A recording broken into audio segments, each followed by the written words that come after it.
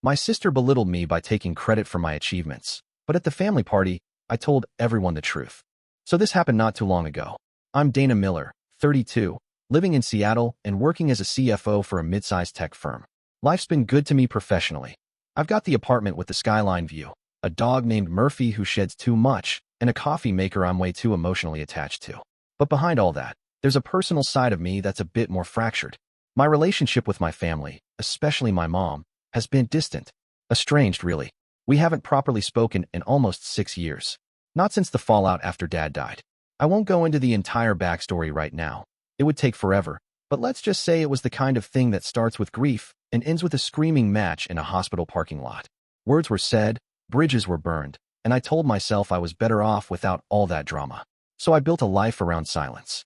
No birthdays, no holidays, no texts. I didn't even know if they still had the same number. Which is why when my phone rang last Thursday afternoon and Linda, my mother's name, flashed across the screen, I honestly thought it was a prank. I just stood there in my office, phone buzzing in my hand, blinking at the screen like it was some kind of ghost. My assistant, Rachel, walked in mid-ring and asked if everything was okay. I think I mumbled something like, "I'm not sure." I didn't answer. I let it go to voicemail. Then I stared at it for half an hour like it might detonate. Eventually, I played the message. Her voice was exactly how I remembered, smoky, deliberate, like someone who never said a word they didn't mean. She said, "Dana, it's your mother. I hope this finds you well. I know it's been a long time, but I'd like you to come to dinner this Sunday. Just us. Please." And then she hung up. Just us. That part stuck with me.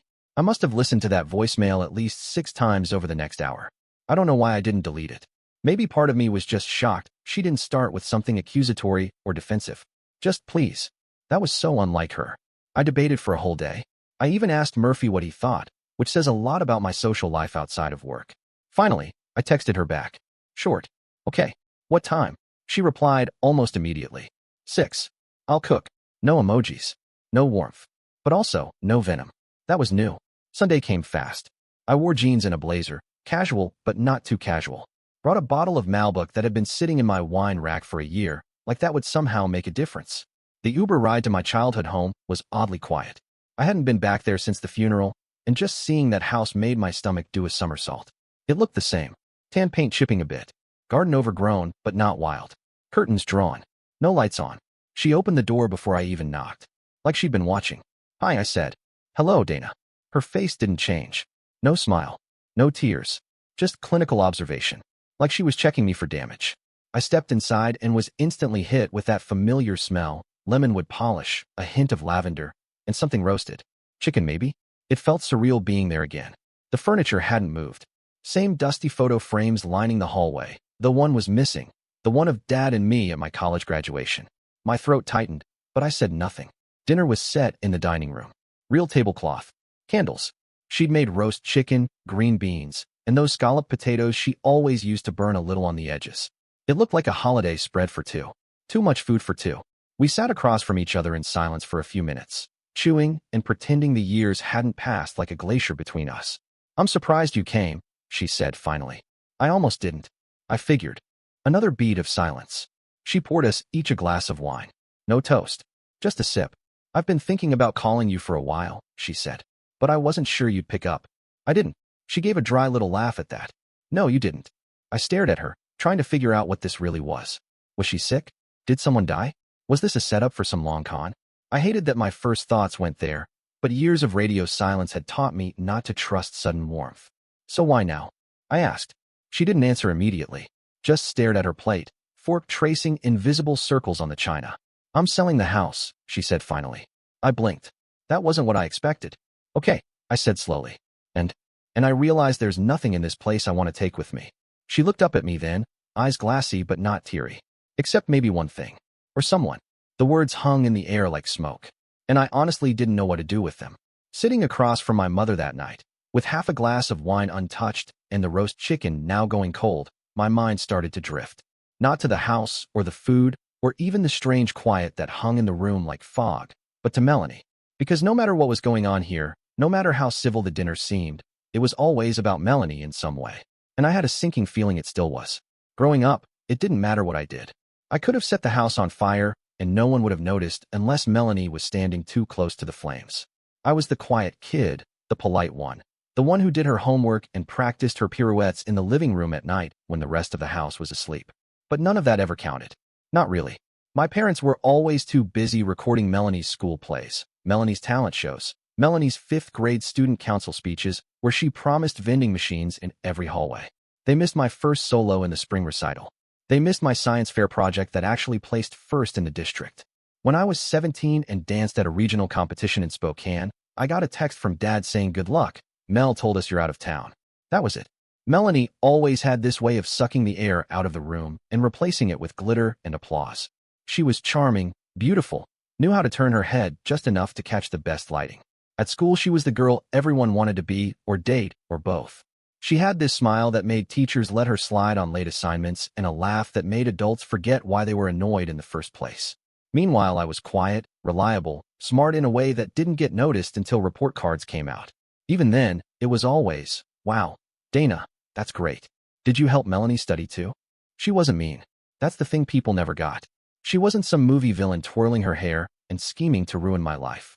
She was nice. Supportive, even. She'd come backstage after my shows, even if our parents didn't. She'd bring me a Starbucks drink and tell me she loved my costume. And I wanted to believe her. I really did. But there was always this thin film of something else underneath. Like she was saying the right things because she knew it made her look good. Because she was supposed to. In college, when I landed a scholarship to UW and started majoring in finance, she told me she was proud of me. Said I'd probably make way more money than she ever would in marketing.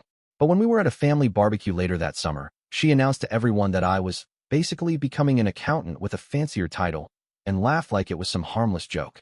And of course, everyone laughed with her.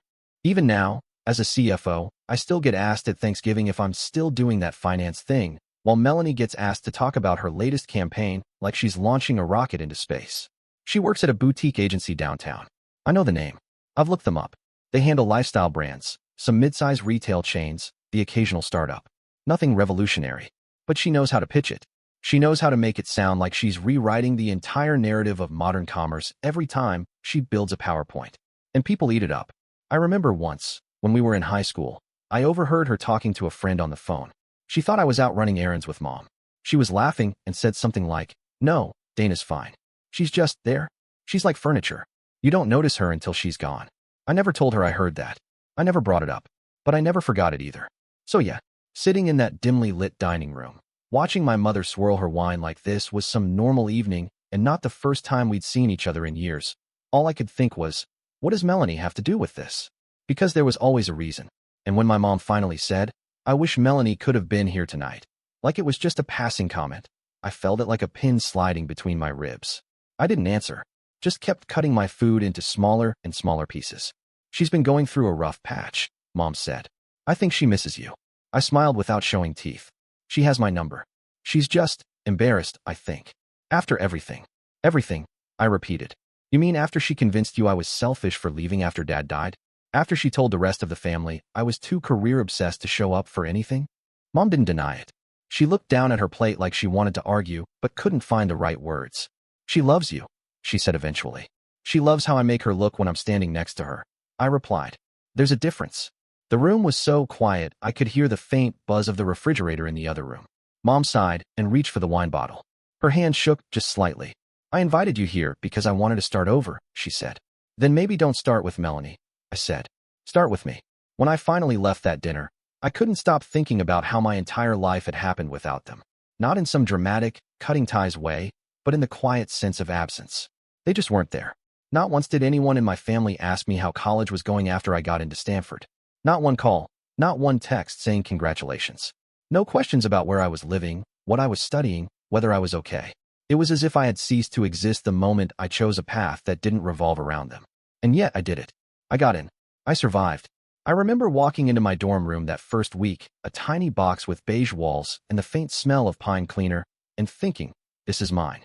For the first time, I was in a place where no one knew who I was, or who my sister was, or what family I came from. I could just be Dana. And so I worked. Harder than I ever had. I lived in the library during midterms, took classes that made my brain ache, interned at firms where I was the only woman in the room, and sometimes the only person who didn't come from money or legacy. I showed up, shut up, and delivered. That was my edge. By the time I was 25, I had an offer from a top financial firm in San Francisco. 6 figures to start, plus bonuses. I said yes before the recruiter even finished the sentence. I lived in a shoebox apartment near Nob Hill for a couple years, ate microwave pasta 4 nights a week, and funneled every spare cent into my savings. I had a spreadsheet for everything. I upgraded my wardrobe piece by piece. I built my credit score from nothing. I learned how to speak in boardrooms and keep a straight face when someone called me sweetheart during a meeting. I climbed, slowly, quietly, and eventually, I moved back to Seattle for a CFO position with an equity stake in a firm that had started making headlines. I bought my apartment last spring. It's on the 28th floor, all glass and steel and clean lines. The kind of place that smells like eucalyptus and espresso, not because I'm trying to impress anyone, but because I like it that way. I picked every piece of furniture myself. The couch is Italian, the rug is hand-woven, and the view, God, the view, makes the city feel like mine. And not one person in my family has ever stepped foot in it. They don't even know it exists. Not once has my mother asked me where I live. Not once has Melanie sent a message saying, "Hey, how's work going?" If I didn't text first, I'm not sure they'd even remember my birthday. They talk about themselves like their lives are shared history, and mine is this vague, inaccessible side plot no one bothered to read. Last Thanksgiving, I spent the day alone, drinking wine and roasting a single Cornish hen in my kitchen. I wasn't sad. I wasn't bitter. But I did scroll through Melanie's Instagram out of pure curiosity. She'd posted a group photo at our parents' house. Big table, lots of food, her boyfriend with his arm around her waist. My name didn't come up once in the comments. It's like I was never part of it to begin with. And the irony? If they ever did find out where I lived, what I did, how much I made, they'd act surprised, shocked, maybe even a little offended. Like I'd hidden something from them, when the truth is, they never cared enough to ask. My achievements have been invisible for so long that even I forget, sometimes, that they're real. But they are. They're in every dollar I saved when I skipped nights out. They're in every 3 a.m. presentation I rewrote from scratch. They're in the certificate from Stanford framed in my hallway. They're in this apartment, this life, this version of me they've never met. And probably never will. The moment I pulled into the driveway of my parents' house in the suburbs, I felt like I was 17 again, clutching a backpack and hoping to get through dinner without a passive-aggressive jab or a reminder of something I'd forgotten to do. The house looked exactly the same. White shutters, a slightly crooked mailbox, and that stupid wind chime by the front door that always sounded like a sad tambourine. I parked behind Melanie's silver SUV, freshly washed, of course. Even her car was a performance. I had dressed deliberately simple, a pair of old jeans and a navy sweatshirt with the collar just starting to fray. No designer labels, no jewelry, no heels. I didn't want to give them an excuse. I didn't want to field questions about how much something cost or how I afforded this or that. I just wanted to eat dinner and leave without anyone dissecting me. Inside, the house smelled like overcooked pot roast and candles that had burned too long. I stepped into the living room, and there she was, Melanie, perched on the edge of the couch like she was doing a daytime talk show segment. She had one leg tucked under her glass of wine perfectly tilted in her hand, and she was mid-sentence about a campaign she'd just wrapped for some eco-lifestyle brand I'd never heard of. Everyone, Mom, Dad, even Uncle Ray, who usually nodded off by dessert, was hanging on every word like she was delivering breaking news from the White House. "And then I told them," she said, her voice just loud enough to carry into the hallway where I stood. "If we're not authentic about the message, we'll lose the millennial demo completely." And guess what? They changed the entire rollout based on my feedback. "Oh wow," Mom breathed, eyes wide like she'd just heard her daughter saved a rainforest. "You're so intuitive with these things." Melanie beamed. "It's all about timing and tone. Honestly, marketing is psychology with a budget." I stepped into the room, and for a split second, no one noticed. Then Dad looked up, gave me a half-smile, and said, "Oh hey, there you are," like I'd wandered in from the garage instead of driving 40 minutes in traffic to be there. "Hi," I said, giving a nod to the room. No one moved from their seat. Melanie turned her head slightly and gave me that polished, nonchalant smile she uses in professional headshots. "Hey sis," she said. "You look cozy." "Yeah," I replied, tugging my sleeves down. Didn't want to overdress. Mom patted the seat next to her on the love seat, but there was already a stack of magazines and a folded blanket there.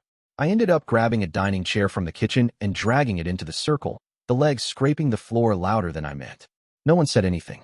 Dinner wasn't ready yet, so everyone stayed gathered around the living room while Melanie continued her recap of the launch week madness. She name-dropped clients like they were old friends and described team meetings where she apparently single-handedly salvaged timelines and delivered vision.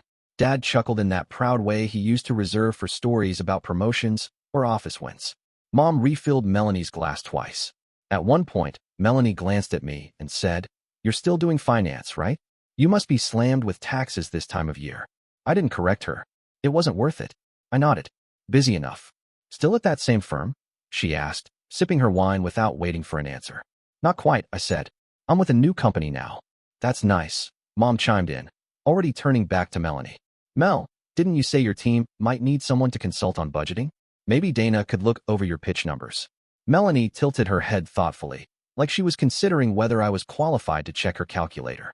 "Maybe, but we're trying to keep it in-house for now." Dinner was served around 7, the same mismatched dishes from my childhood still in use. I sat between Uncle Ray and a window that wouldn't quite close. The food was fine, not great, but the conversation kept looping back to Melanie. Her boss this, her pitch that, her vacation plans for Cabo. I could have stood on the table and screamed, and no one would have noticed. After dessert, while everyone was having coffee, Dad turned to me and asked if I still rented or if I was finally thinking about buying. I looked at him for a second, not sure if he was joking. "I bought an apartment last year," I said. He blinked. "Oh, good for you." He nodded, and that was it. No questions. No "where is it" or "congratulations" or "how did you manage that?" Just a vague acknowledgement like I'd told him I bought a new umbrella. I drove home that night in silence, gripping the wheel a little too tightly. Not angry, not even sad. Just tired. Tired of being invisible. Tired of watching them cheer for someone who never needed it, while I stood in the background, dressed down, watered down, making myself small so no one would ask what I'd really done. Because they didn't want to know. They never did. We were halfway through dessert when Mom clinked her spoon against her cup and said, with this kind of giddy pride she usually reserved for new grandkids or engagement announcements, "Melanie just bought a fancy apartment. It's in one of those new buildings near the waterfront, right, honey?" Melanie smiled modestly, the way she always did when she wanted to look humble while basking in admiration. "Yeah, it's got a balcony and a view of the Sound. Not huge, but it's got character." Everyone immediately chimed in with noises of approval. Dad leaned forward with interest. "That area is expensive, isn't it?" Uncle Ray whistled and said something about rising property values. Aunt Colleen asked if she'd done the decorating herself or hired someone. The questions flowed freely, layered with congratulations and enthusiastic nods. Mom looked like she'd just been named Mother of the Year. I took a sip of my water and let the moment stretch. I knew how this worked, but I said it anyway. "I bought my place 2 years ago," I said, not loudly, just evenly, setting my glass back down on the table. "It's downtown too. Top floor." And then nothing. No one looked at me. No one acknowledged I'd spoken. The room was filled with voices a second ago, but now there was a kind of silence that wasn't quiet, just dense. You could feel it in the way forks tapped awkwardly against plates, and someone cleared their throat. Mom didn't flinch. She just reached for the whipped cream and offered it to Melanie like I'd never opened my mouth. Melanie didn't even glance in my direction. She just said, "I'm thinking of doing a forest green theme in the living room." Something bold. The conversation picked up again like I hadn't said a thing. Dad launched into a story about a colleague who bought a place in the same neighborhood. Aunt Colleen started listing furniture stores Melanie should check out. I sat there, staring at my half-eaten slice of pie, the fork resting against the rim of the plate like it, too, had given up trying to participate. It wasn't the silence that hurt. It was the precision of it. How they skipped right over my words with such ease, like they'd rehearsed it. Like there was a part of their brain that just edited me out. I didn't say anything else for the rest of the night. Just smiled when expected, nodded when appropriate, and watched from the sidelines as Melanie's every sentence was treated like a gift. But I felt it. That moment. That first blow. Not loud. Not violent. Just sharp and deliberate, like the quietest kind of erasure. We were moving plates into the kitchen after dinner, and I was standing by the sink when my dad turned to me and asked, completely casual, like he was commenting on the weather, "Are you still working as an assistant, Dana?" I looked at him for a second, trying to decide whether he was joking or if he really didn't know. His expression was blank, genuinely waiting for an answer, as if he hadn't just reduced a decade of my life into something he assumed I never grew out of. Before I could respond, Melanie burst out laughing from behind the counter, where she was transferring leftovers into plastic containers like she was hosting a cooking show. 8 years in one place, really?" she said, smirking. "Isn't that what you're supposed to do before you figure out what you actually want to be?" No one else reacted. No one stopped to consider how those words landed. Mom was fiddling with the coffee maker.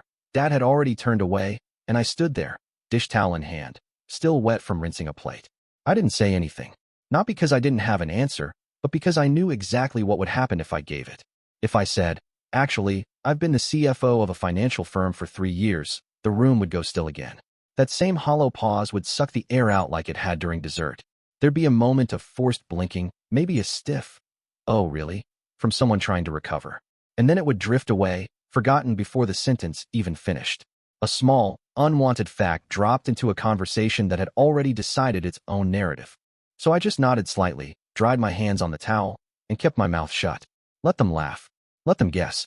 Let them keep thinking I was frozen in time, answering phones and printing reports, while Melanie galloped through their conversations like the headliner of a show I never got tickets to. There's a certain kind of silence that doesn't come from not speaking. It comes from being erased, over and over, until saying the truth feels like shouting into a room with the lights off. And standing there in my parents' kitchen, surrounded by people who were supposed to know me best, I realized they didn't even know who I was anymore. Maybe they never did. The night ended the way it always does, with coats being pulled from the hallway closet and half-hearted hugs exchanged at the front door. I didn't linger. I said a polite goodbye, thanked Mom for dinner, and drove home with the radio off, the kind of quiet that feels like armor settling back over your shoulders. Back in my apartment, Murphy greeted me at the door, tail thumping against the floor. I dropped my keys in the bowl by the entrance and kicked off my shoes, feeling the weight of the evening slowly start to slide off my back. I poured myself a glass of wine, the good kind I keep for nights like this, and stepped out onto the balcony. The city was glowing beneath me, thousands of lights scattered like constellations. I stood there for a moment, breathing in the cold air, when my phone buzzed in my pocket. I knew before I looked that it was her. The message was short, almost absurd in its pettiness. "Don't worry about your miserable life. I'll send you a postcard from Hawaii." I stared at it for a second, thumb hovering over the screen. Then I laughed. Not a bitter laugh, not the kind that comes from pain, but something softer, something closer to relief. I hit delete without replying. Then I finished my wine. The invitation came in a group text, one of those vague mass messages that barely conceal the fact that everyone already knows what's coming except you. Special announcement this Saturday. Big news. Dress nice. It came from Mom's number, with no details, just the location, our aunt's house in Bellevue, the one with the oversized chandelier and the glass table no one's allowed to touch. I almost didn't go, but curiosity got the better of me, and part of me wanted to see just how far the performance would go this time. So I RSVP'd yes, didn't tell anyone, and quietly planned my arrival. I wore a Chanel dress I bought last year after my second bonus hit. Matte black, structured, minimal. Nothing flashy, no logos, but every stitch whispered exactly what it was. I paired it with nude heels and a clutch I never use, the one I keep for events where I need to look expensive without looking like I'm trying to. When I looked in the mirror before I left, I didn't smile. I just noted that I looked calm, and for once, untouchable. The house was already packed when I arrived. Laughter spilled from the windows. Someone was playing soft jazz through a Bluetooth speaker, and the buffet table was lined with trays of catered appetizers that had clearly been plated to look homemade. Relatives I hadn't seen in years were already there. Great aunts, second cousins, people who somehow knew everything about my life despite never speaking to me directly. I stepped inside, and no one noticed. Everyone was huddled near the kitchen, chatting in small clusters, sipping Prosecco out of plastic flutes. I made my way through slowly, offering polite hellos, nodding at names I half recognized, until I saw her. Melanie was at the center, of course. She wore a white jumpsuit with gold accessories, hair perfectly curled, makeup just a touch too heavy for the time of day. She was holding court like always, laughing just loud enough to turn heads, her hand floating gracefully through the air as she told some story about a coworker's meltdown and how she had de-escalated the whole thing in like 5 minutes. Then Mom rang her glass with a spoon. "Everyone, if I can have your attention." The room quieted. "Thank you all for coming. We wanted to bring the family together for a special announcement, and we thought, what better time than now?" Everyone turned toward Melanie. She beamed, taking her place next to Mom like a pageant winner waiting for her sash. I stood at the back of the room, one hand resting lightly on the edge of the kitchen island, my other wrapped around a chilled flute of sparkling water. I didn't need to ask what this was about. The show had already begun. Melanie stepped forward with that same glossy confidence she always carried when the spotlight was on her. She tucked a strand of hair behind her ear, glanced around the room like she was soaking in the attention, and said, "I've been named Regional Marketing Director for Miami." The applause was immediate and deafening. Someone actually clapped so hard they knocked over a wine glass. Aunt Joan covered her mouth in mock surprise. Uncle Ray let out a low whistle and muttered something about sunshine and success. My mother looked like she might cry from pride. I sipped my wine without a word, the rim of the glass hiding my expression. Melanie continued, practically glowing. It's been a wild ride, but I always say, you have to take risks. You have to believe in yourself, even if other people think you should just stay put and be comfortable. There was a pause, a deliberate one. She turned her head just slightly in my direction and smiled. Some people don't achieve more, she added, her voice light but unmistakably pointed, because they're afraid of change, afraid to take that next step. And that's okay for them. I set my glass down. Slowly, carefully. The crystal clicked softly against the counter, but the sound felt louder than it should have. Then I stood up. No rush, no drama, just movement. But every eye in the room shifted toward me like magnets. I could feel the tension gather, dense and quiet, as if someone had sucked the oxygen out. I looked at her, at Melanie, standing there in her curated outfit, basking in applause, still performing. And for the first time in years, I let the silence stretch and didn't sit back down. I let the silence thicken for just a second longer, let them all sit in it, not out of spite, but because I wanted them to feel what it was like when the story didn't belong to Melanie for once. Then I spoke, calm and clear, my voice steady in a room that had never been quiet for me before. I'm the chief financial officer at Trenton Capital. There was a shift, a collective stillness, like someone had hit pause on a movie. I could see a few people glance at each other, unsure if they'd heard me correctly. I manage financial operations for 3 regions. I continued, not raising my voice, just speaking plainly. I lead a team of 40 people. We just closed our 3rd consecutive quarter above projection. Someone gasped softly. I think it was Aunt Colleen. And last year, I said, sliding my hand gently over the countertop, I was named to the 40 under 40 list by National Business Review. No one moved. Melanie blinked, just once, her mouth slightly open like she'd forgotten how to reset her face. My father looked at me like he was trying to remember when exactly he stopped asking questions about my life. My mother's hand, still gripping her wine glass, trembled just enough to make the liquid ripple inside it. No applause. No congratulations. Just stunned, breathless silence. I didn't smile. I didn't gloat. I just looked at each of them, one by one, and let the words hang in the air like truth into a microphone that had been unplugged for years. Then I picked up my glass, took one last sip, and walked out of the room. I stopped at the doorway, but I didn't leave. Not yet. I turned back toward them, still holding the same glass I'd nearly finished. My voice didn't shake. I didn't raise it. I didn't need to. There's something else, I said, and slowly pulled out my phone. I opened the message Melanie had sent me a week ago, the one she thought would slide into the dark unnoticed like all the other little cuts before it. Then I read it aloud. Don't worry about your miserable life. I'll send you a postcard from Hawaii. The room froze again. It wasn't the kind of silence from before, the passive type that settles in when people pretend not to hear.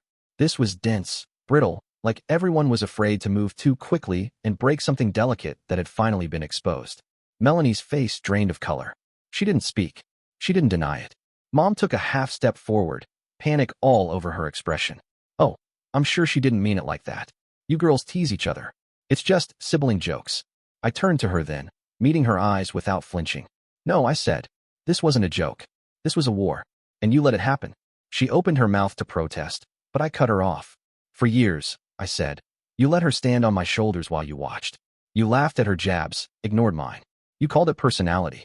You called it charm. But it was competition. One she played out loud, and one I never even entered. The room was still so quiet I could hear the refrigerator humming in the kitchen. I didn't fight her, I said. I won. Silently. Then I slipped the phone into my bag, turned, and this time, I walked out. I was already halfway down the hallway when something in me, something quiet, not angry, not vengeful, just honest, told me to say one last thing. I turned slightly, not enough to come back into the room, just enough so they could all hear me clearly. I got the same offer in Miami as Melanie, I said. There was a flicker of movement behind me, a shift in posture, maybe the sound of a glass being set down a little too hard. But no one said a word. She didn't get it.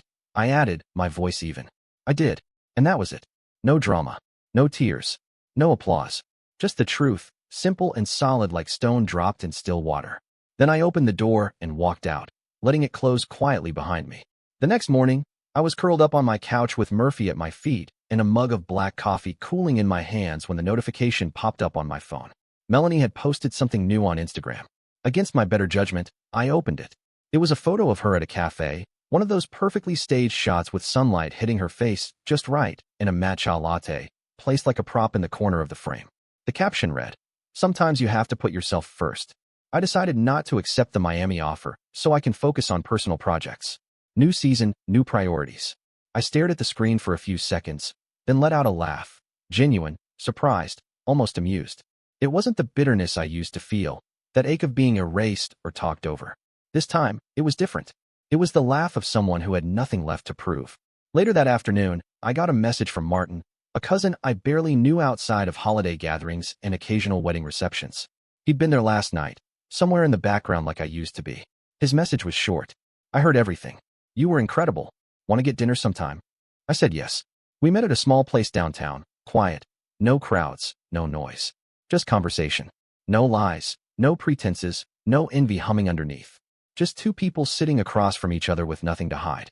It was the first time in a long time I didn't feel like I had to dim anything about myself.